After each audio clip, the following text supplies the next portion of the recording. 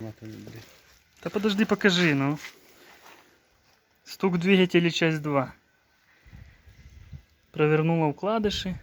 Все как положено. Сейчас в яму.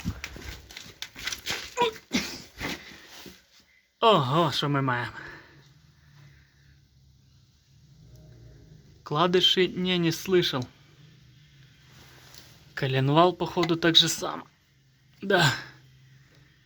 Все. Приехал польский хлам.